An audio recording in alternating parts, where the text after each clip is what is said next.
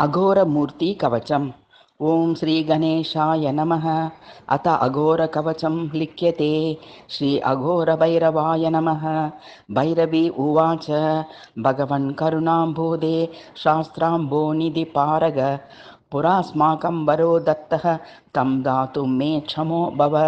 भैरव उवाच सत्यं पुरा वरो दत्तो वरं वरय पार्वती यत्किञ्चित् मनसीष्टं स्यात् दातुं ते क्षमोऽस्म्यहं। देवी उवाच अघोरस्य महादेव कवचं देवदुर्लभं शीघ्रं मे दयया ब्रूहि यद्यहं प्रेयसी तव।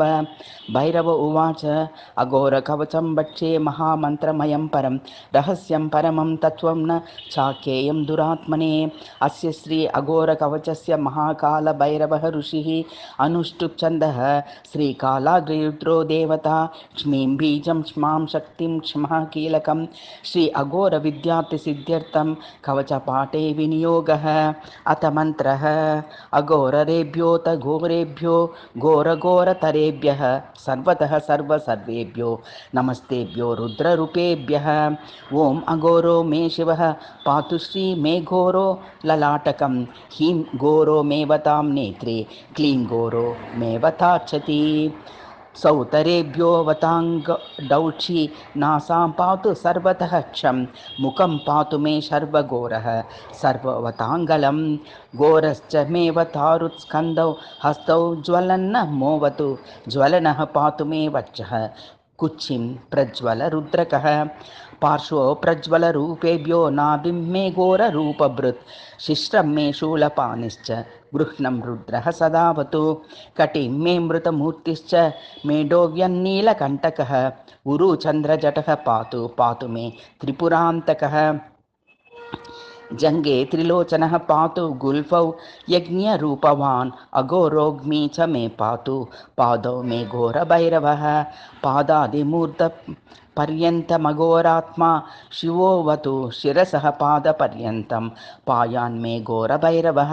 प्रभाते भैरवः पातु मध्याह्ने वटुकोऽवतु सन्ध्यायां च महाकालो निशायां कालभैरवः अर्धरात्रे स्वयं घोरो निशान्ते अमृतरूपधृत् पूर्वे मां पातु ऋग्वेदो यजुर्वेदस्तु दक्षिणे पश्चिमे सामवेदो व्यादुत्तरे अथर्ववेदकः आग्नेयेयमग्निरख्यात्मा नैऋत्यां नित्यचेतनः वायव्यां रौद्ररूपो व्यादेशान्यां कालशासनः ऊर्ध्वो व्यादुर्वेरताश्च पाताले परमेश्वरः दशदिक्षु सदा पायादेवः कालाग्निरुद्रकः अग्रेर्मां पातु कालाग्निर्वायो मां वायुभक्षकः जलादौर्वामुखः पातु पतिं मा शङ्करोऽवतु निषन्नं योगध्येयोत् व्यादच् गच्छतं वायुरूपभृत् गृहे सर्वं सदा पातु बहिः पाया दृशध्वजः सर्वत्र सर्वदा पातु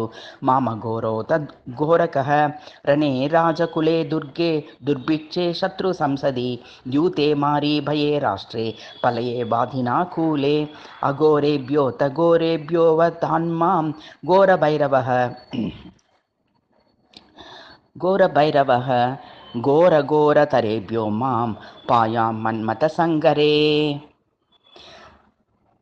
सर्वतः सर्वेभ्यो भोजनावसरेवतु नमस्ते रुद्ररूपेभ्योऽवतु मां घोरभैरवः सर्वत्र सर्वदा कालं सर्वाङ्गं सर्वभीतिषु हम यं रं लं वं शं शं सं हं लं छः अघोरकः अघोररात्राय फट् पातु अघोरो मां सभैरवः विस्मारितं च यत्स्थानं स्थलं यन्नामवर्जितं तत्सर्वं मामघोरोऽव्यन् मामथा घोरः सभैरवः भार्यान् पुत्रान् सुह्यद् अर्घान् कन्यां यद्वस्तु मामकं तत्सर्वं पातु मे नित्यम् अघोरो मातघोरकः स्थाने स्तवे जपे पाठे होमे व्याच्छः अघोरकः अघोरेभ्योऽथ घोरेभ्यो घोरघोरतरेभ्यः सर्वतः सर्वेभ्यो नमस्तेभ्यो रुद्ररूपेभ्यः रूपेभ्यः ॐ श्रीं ह्रीं क्लीं सौः क्षं पातु नित्यं मां श्री अघोरकः